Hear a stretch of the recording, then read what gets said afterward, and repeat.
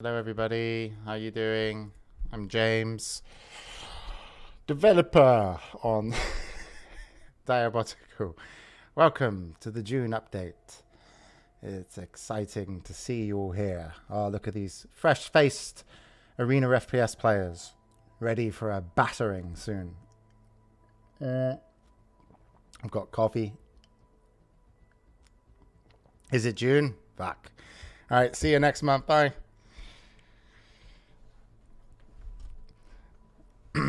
Okay, we'll stay. All right, team.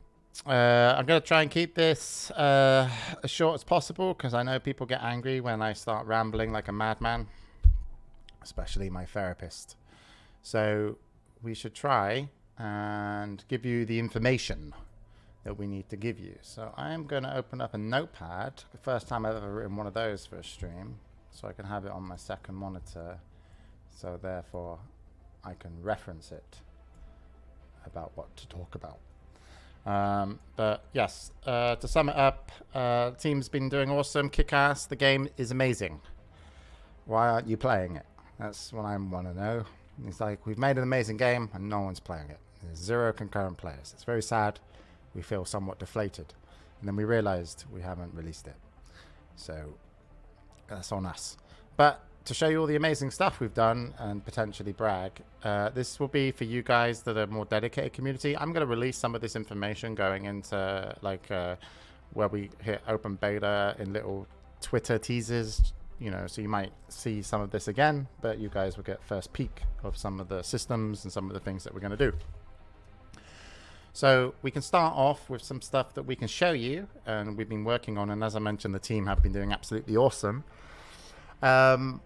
First of all, there were some big problems that we needed to identify from closed beta. One, the game wasn't ready and we had to work very hard to put out all the fires. We're hoping next month we are going to do a couple of closed beta stress tests again to make sure the game works. These will be later in the month and they have to go well. Okay, so I'm going to manage your expectations because I know if I did this update at the end of June, you'd be like, game's definitely coming July 1st. And I'd be like, nope, it's going to come later in July, like nearer the end of July. So you're going to have to wait a little over a month and a week or so. Okay, not July 4th. It's not Independence. So apologies. I know everyone's having a hard time in quarantine, but this is the best we can do. I tried to push for an earlier date, but the tech team overruled me using logic and reason, and I lost because I didn't come prepared. So some of the things the team have been working on that we want to show you. Obviously, we got new maps and new game modes. We're pretty happy with the quick play list.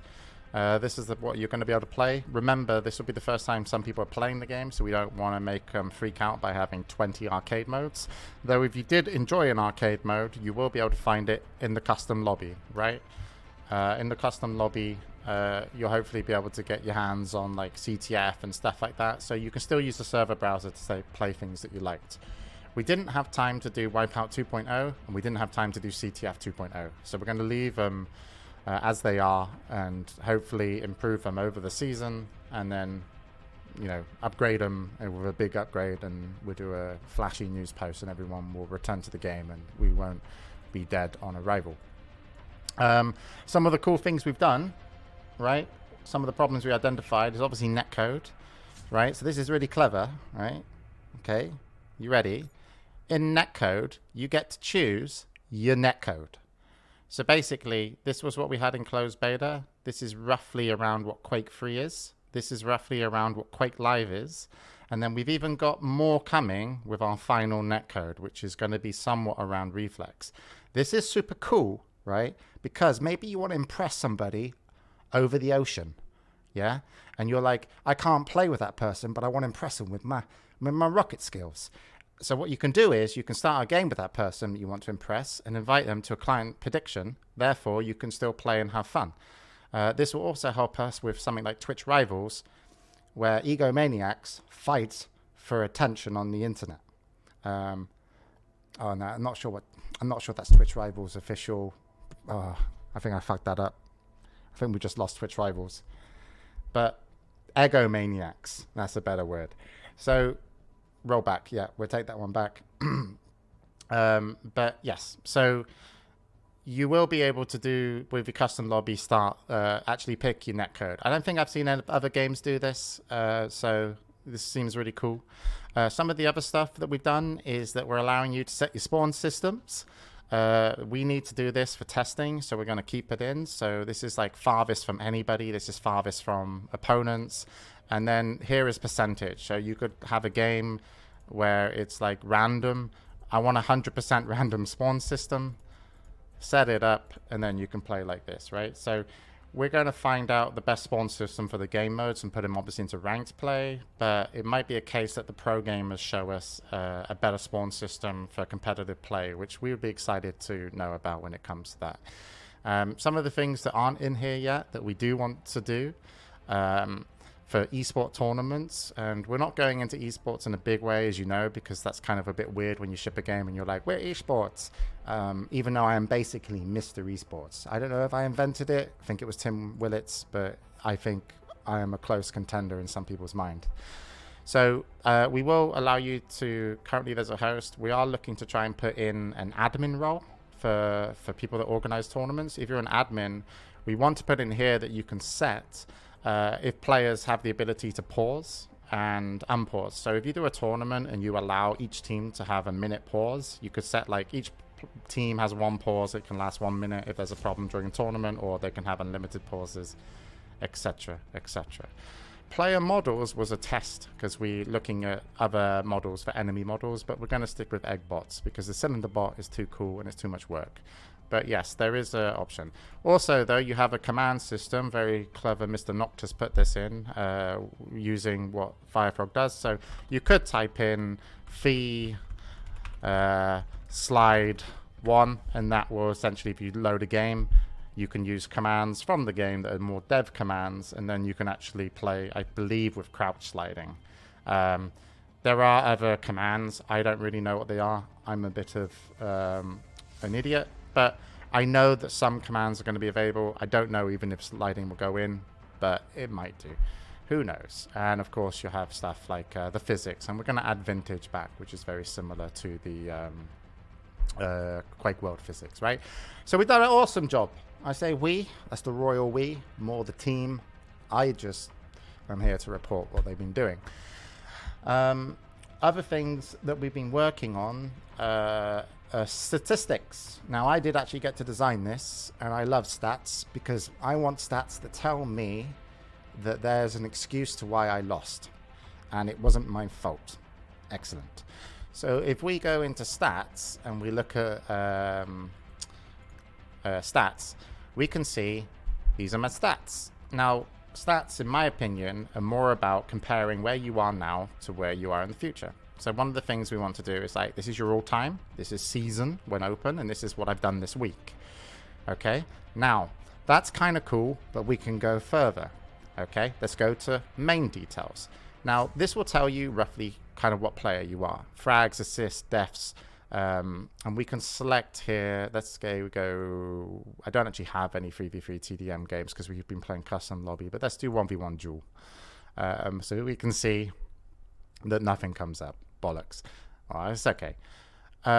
We are going to give you more detailed stats than you're used to help you improve as a player, and I think this is really crucial. So average movement speed, this will be your average health and armor throughout the game. You will also have health and armor pickups, so you can compare and basically be like, I'm winning these games this week, I'm playing with more average stack, with more average movement speed.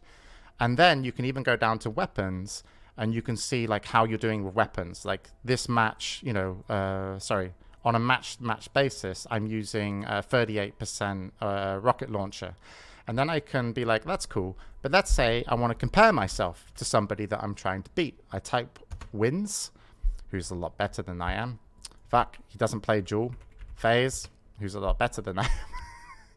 And then it will show FaZe, and it will be like, oh, FaZe is using less rocket launcher, but he has a higher accuracy than me, right? And I can compare myself to FaZe on an all-time basis, so I can see where we both started, how we're both doing this season, and how we're both doing this week. And I can see that here maybe I'm overusing pincer. So if FaZe is winning more than me in dual 1v1, I might want to consider using less pincer because, you know, it seems like it's not working out for me. All right. GDPR doesn't matter on stats because it's not private information. So we ain't wiping your stats because you're going to claim GDPR. You psychopaths. But thank you for caring. And then also if we go here, we can see like the average frags per game, damage done per duel, and this information's yet to come because it's new information that we're storing. So and there's no stats available for this right now. So if we go back to like all modes, you know, we can kind of compare me and FaZe overall. But obviously, you know, when you do 3v3, MacGuffin, TDM, or Wipeout, you can really start comparing against you and your friends. Also, though, if I did go to, if you want to jump around and go to other people's stat pages, we can look at like a TDM game I played here. Let's click on FaZe, because we know we both play. I mean, obviously, I'm amazing, top of scoreboard. Go to his profile, go to his stats page. We still want to make it easier for you to compare, so just click compare. Sorry, click the little thing, and then you can compare on other people's pages, right? I think this will help you learn what kind of player you are, and therefore help you improve. So I'm really happy with what we've got. We might do a little update so it looks better. But overall, it's really, really good. Yeah, obviously we've got your match history, which I think you might have seen before. Some of the things we've done in the menu, obviously we've talked about this before. You've got your playing HUD, you've now got your spectating HUD. You can set it up, you know, if you're going to spectate games or you want to be tournament organizer, yada yada. And then also you can share these as well, which we showed last time, which is pretty cool. So it's pretty easy to share. You just get a link. So if I want to load someone's, this is FaZe's HUD and I have his code. So if I click that, it will load FaZe's HUD.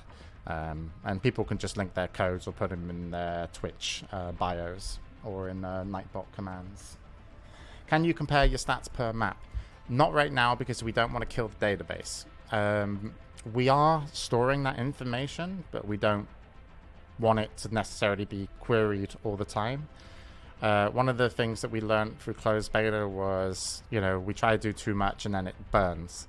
So currently we're going to keep it like this, but yes, we do know what map was played, and later on we will hopefully expose maps. Okay.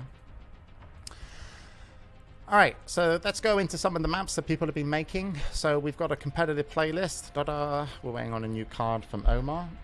Competitive playlist, MacGuffin, TDM, Wipeout. You probably know what TDM is. You know what Wipeout is, and MacGuffin you might not know, but that's fine. It's a kind of our take on Sacrifice, which was a popular mode that we played in Quake Champions with some improvements. And I'll talk about the ranked system and the ranked play, my stupid ideas, a little moment, but I'll show you some MacGuffin maps. So you may have seen Sunken has kind of been finished up. The way MacGuffin works is it's 3 rounds. It's really good for competitive play. So what happens in round 1, at 30 seconds the MacGuffin spawns.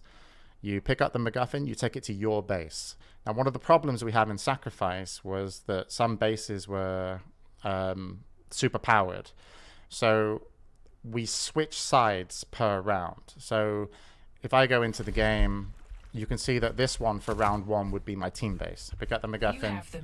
We've still got some props to come to make MacGuffin better, and then I bring it here. That's my team base, right? And we're not going to use these props, we're going to do something else.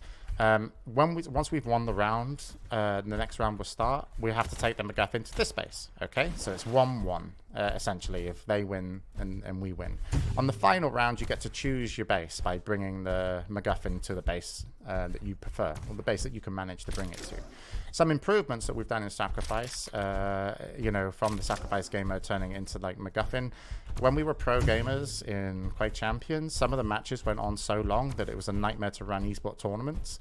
One of the big reasons is when you stood on the point in Sacrifice, it would stop you from getting points. So if I'm attacking this point and I stand here, the team cannot score points, and so matches could last an hour, right? And it was ridiculous.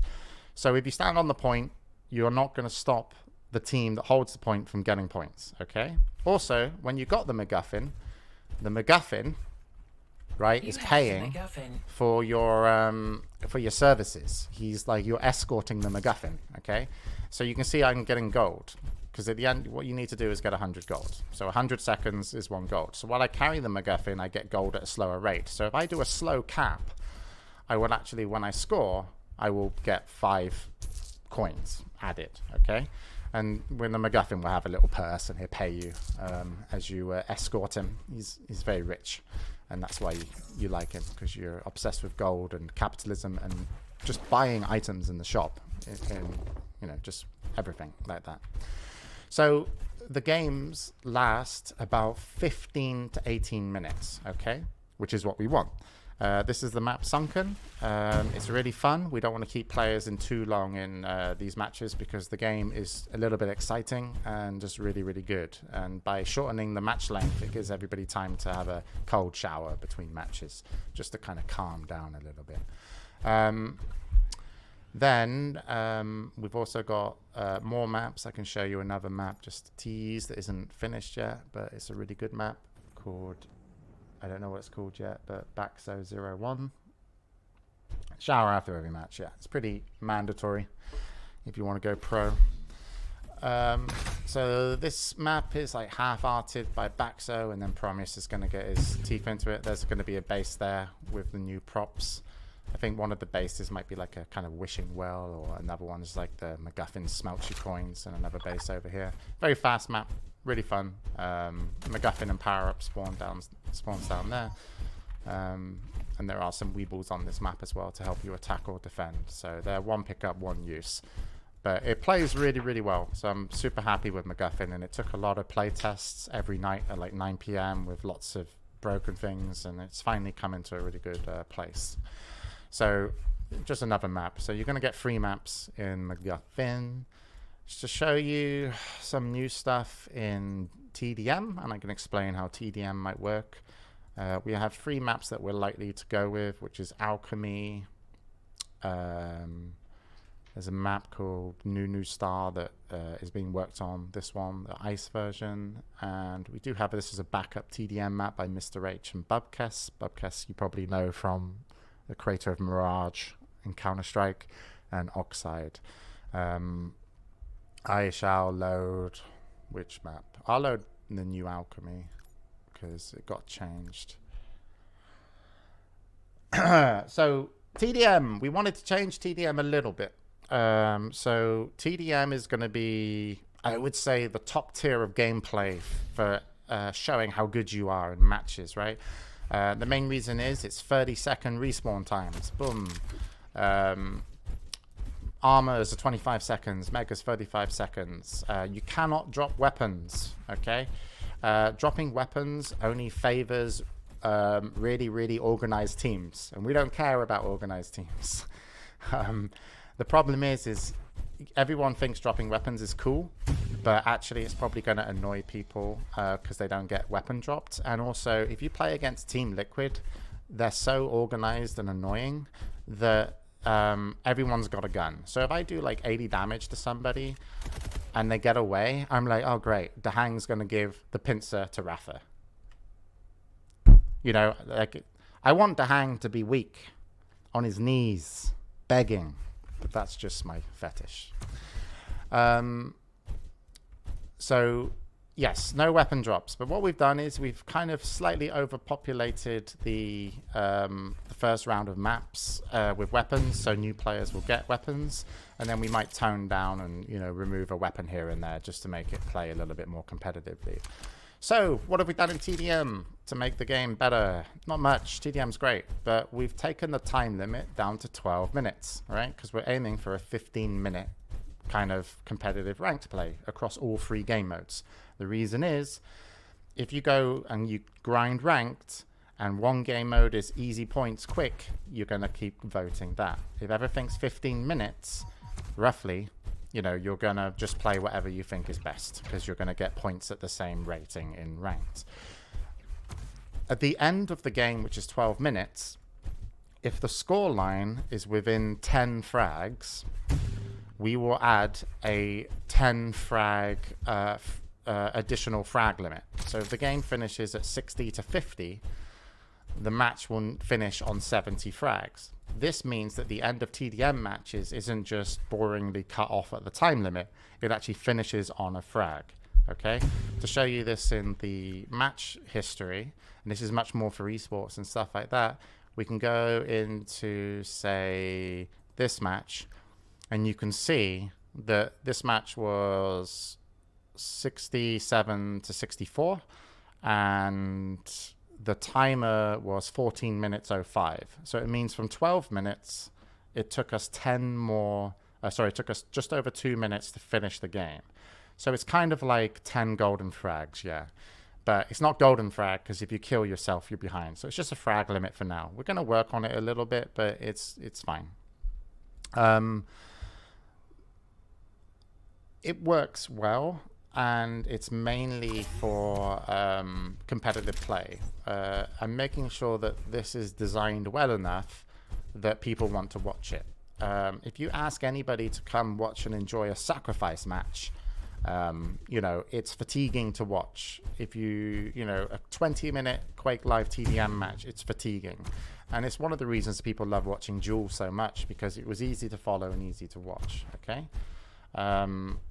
Now, hopefully with the game modes kind of having a better pace because it's 3v3 and having the correct length of time, it should be easy to watch.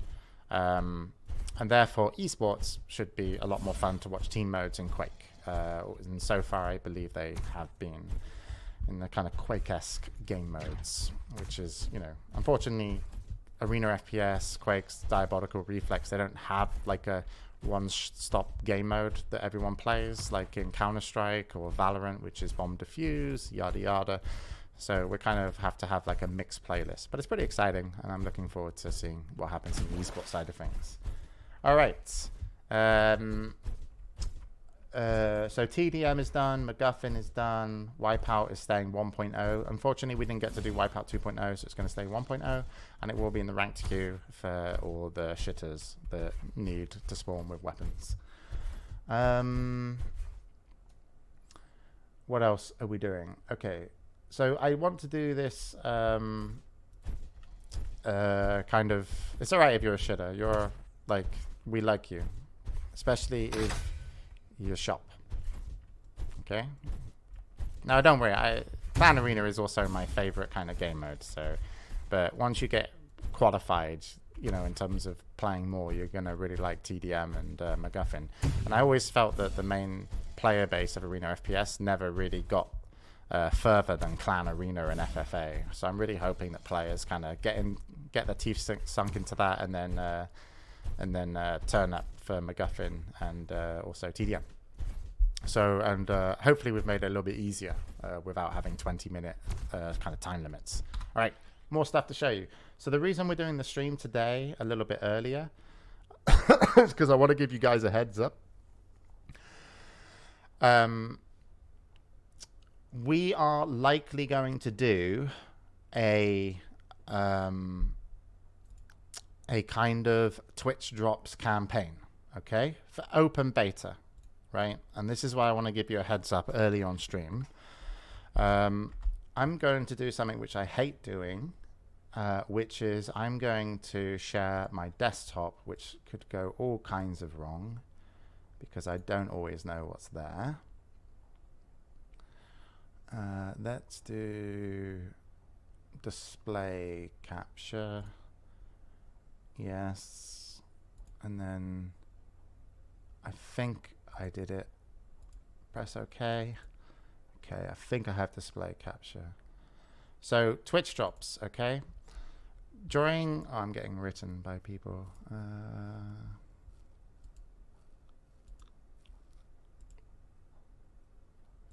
Okay, sorry. All right, Twitch drops. Right. During closed beta, we'll likely do some sort of Twitch drop. Might not be anything special. Maybe it's just access to the game, even though it's pretty easy to get a key. And I say closed beta, I mean a couple of stress test weekends starting near the end of July. And then in open beta, we want to encourage the community to be awesome. Stop spamming drops, chat. Okay.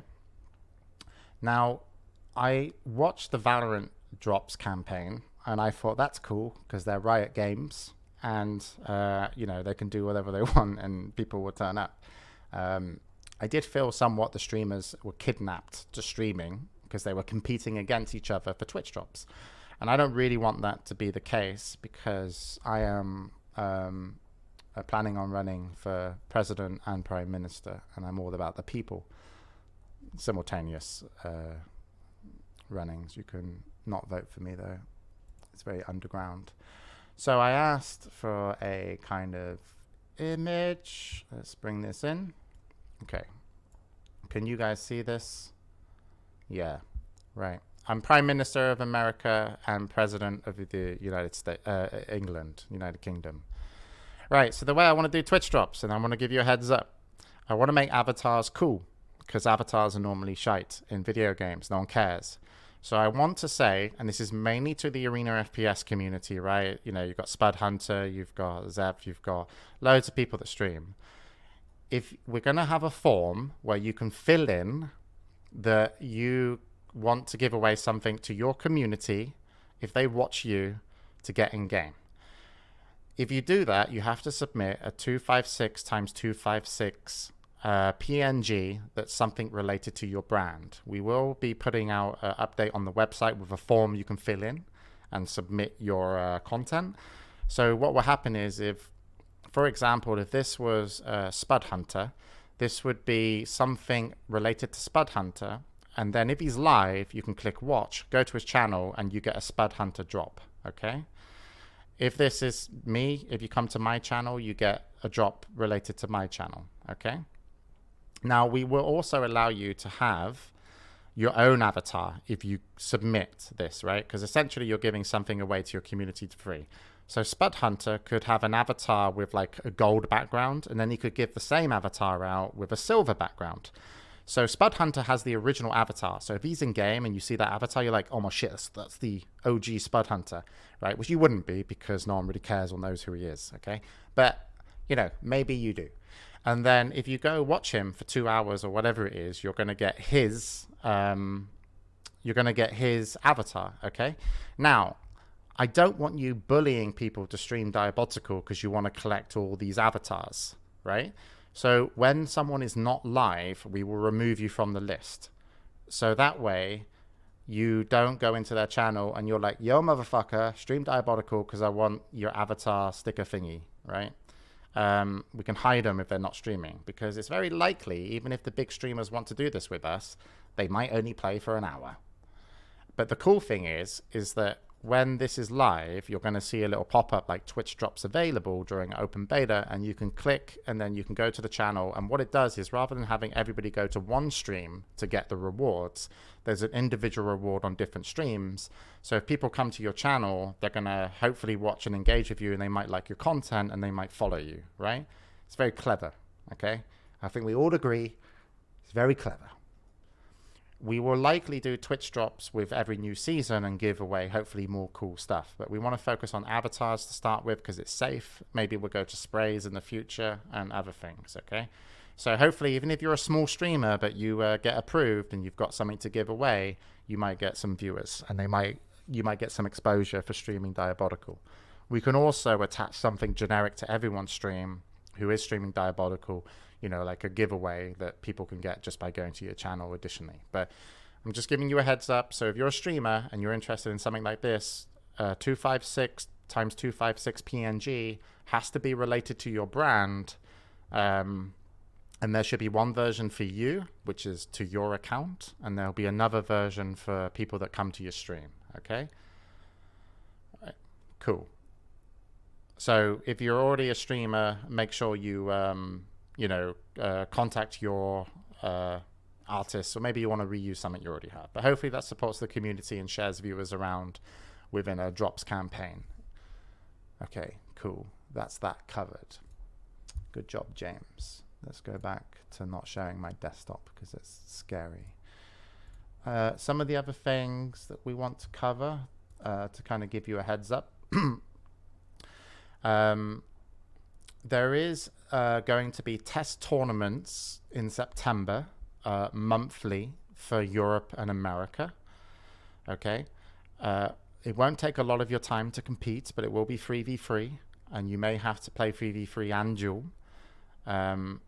Because it's a test tournament series, it's not really a big esports push, but what we want to do is learn how the tournament feels, improve the game modes and everything. But because we're a small company, we are also making available $100,000 for grassroots esports campaigns. Okay? And what this means is, if you are a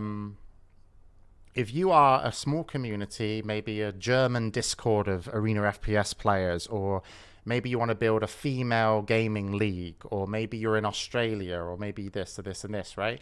You're going to be able to fill in a form and say, I want to run a tournament, give prize money, we'll stream it. Okay, and then over the course of season 1, we will approve some of these. We would like people to have already run a tournament to know that you can run a tournament. But maybe you're a streamer and you want to do something for your community. Maybe you're, yeah. So the idea is we're not just going to say, here's esports for only the best players in the world. We want to see if there's communities. And we already know that some people from South America, Australia, and Japan are going to apply for some of this prize money. And obviously they've got a good chance of getting some of it. But we'd be curious if there's other, opportunities with communities that we're unaware of. And they can kind of contact us through what will be a simple form to fill in. And then we'll probably have a conversation with them. So I'm kind of looking forward to see, how we can support the smaller communities and grassroots when we come out. Okay, so we also will be doing a mapping contest roughly around the same time as that. So if you're interested in mapping, there will be something to do. Unfortunately, I don't think we've got all the systems in to allow you to put maps in and play straight away. That might not be straight from the get-go. But hopefully the mapping contest will give you something, some drive, and that will have prizes as well. We'll probably give you a 3-month time period in a mapping contest, so it kind of, finishes probably more towards the end of the season, I would say. We've worked on some other systems. So right now we do have a report system in-game, so you can actually now report players, which is nice. It will be under here. I can report myself, apparently. You can also mute people.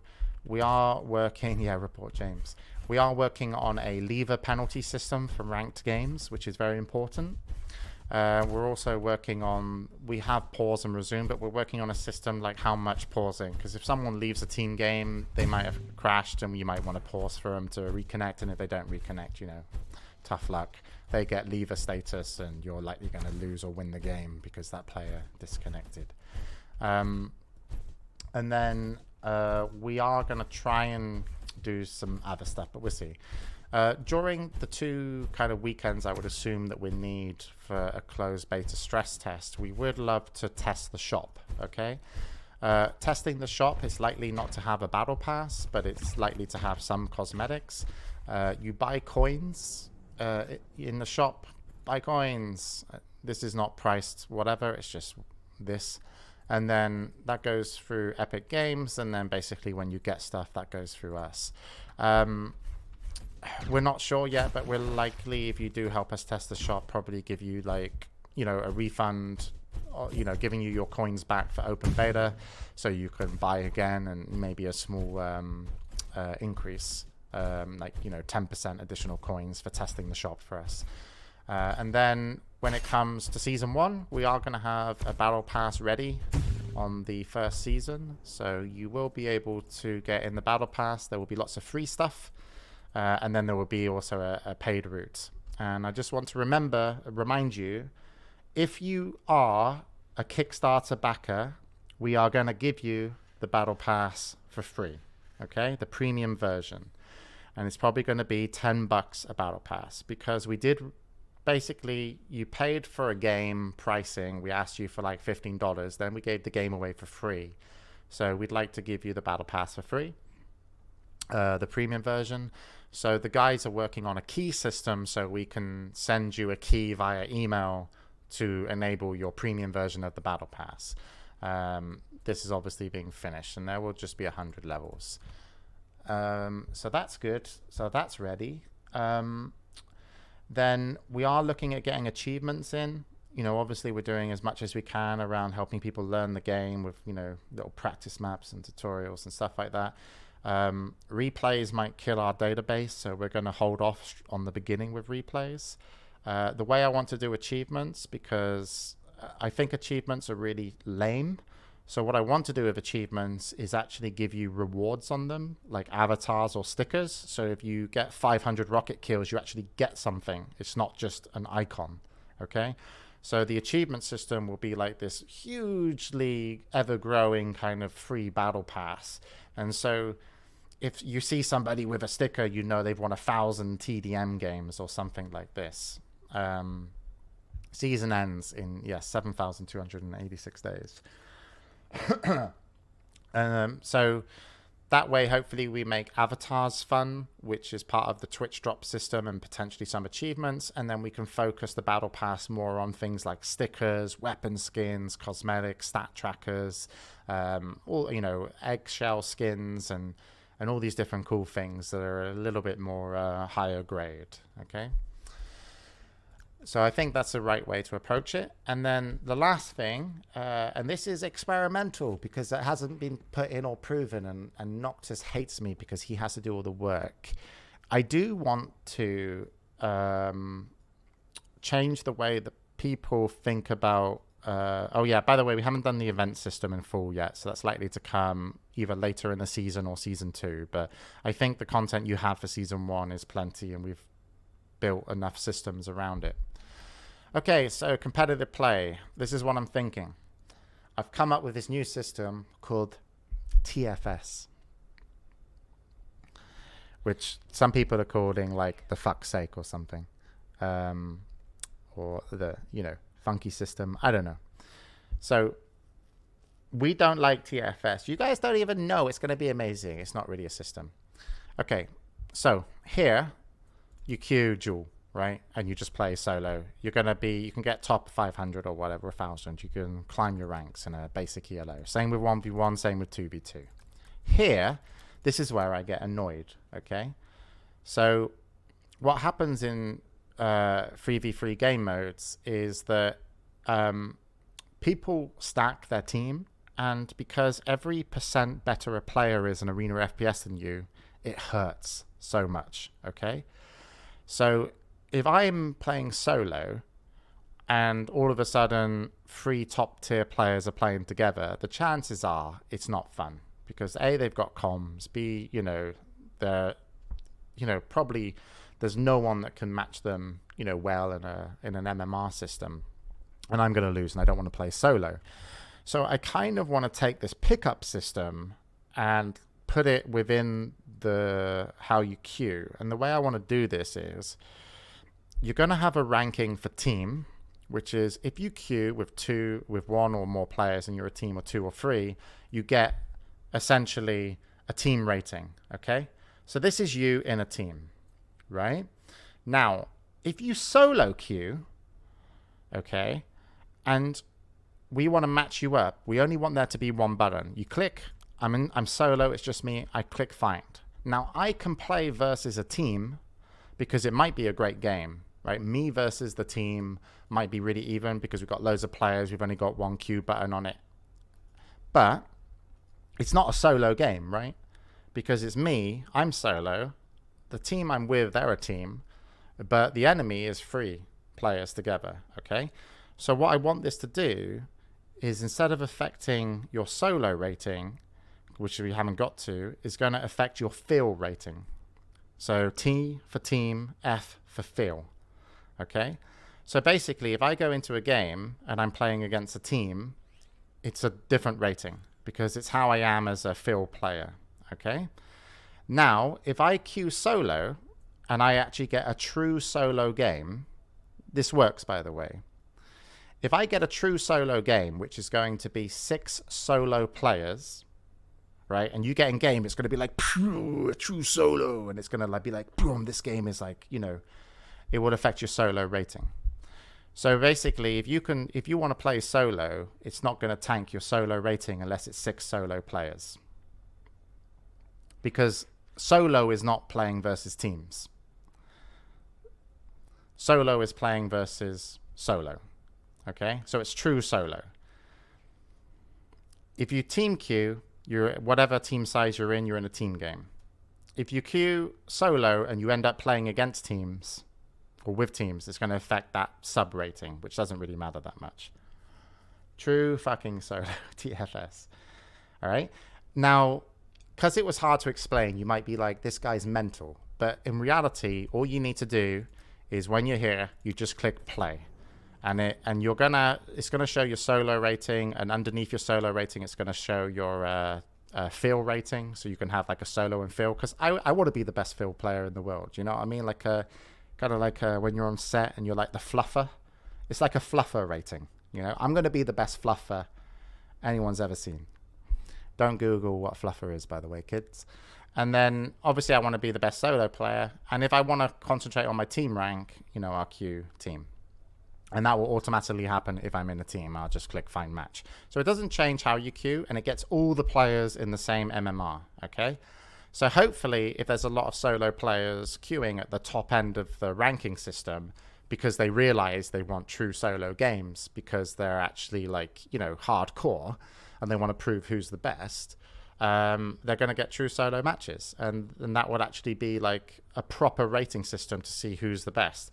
But I also do think that, Sav. I also do think the field queue is important because it shows how you play against teams. So I'd imagine the most diverse players will, you know, kind of like wins, and people that can adapt to teams on the fly will play a lot better there. So I think it's really interesting. I haven't got any pushback from the team because I pay them, and I threatened to fire them all in the meeting if they didn't do it, even though they looked like they were about to give me feedback. But it's okay. It's going to hopefully happen.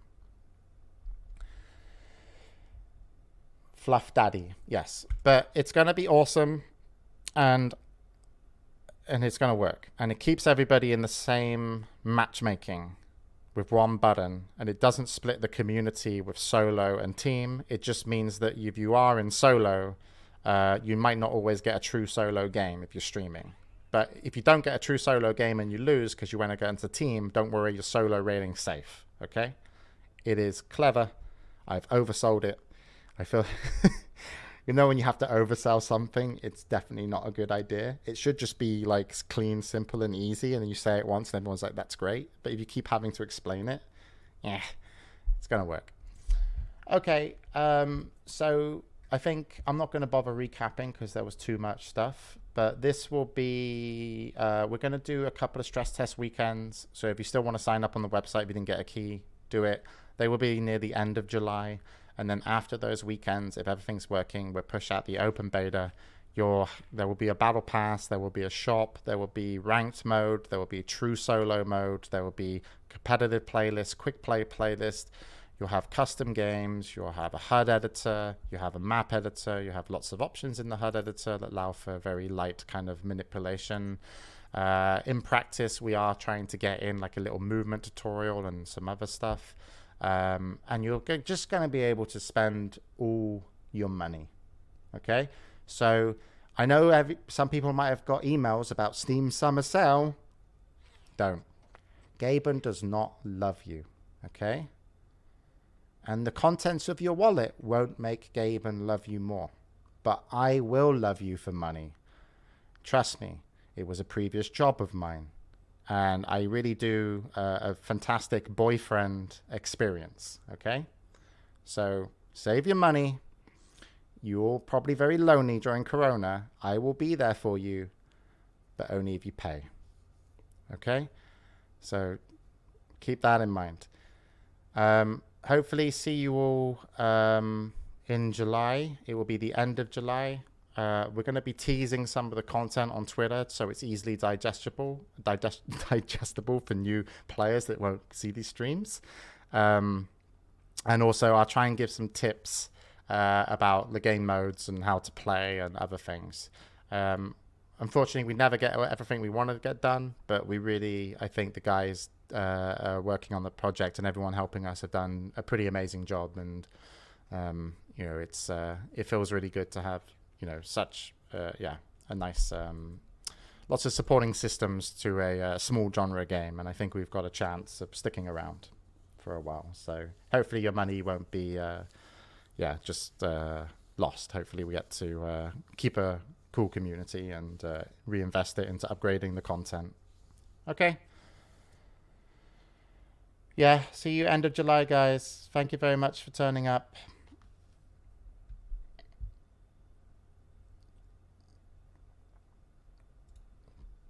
Bye.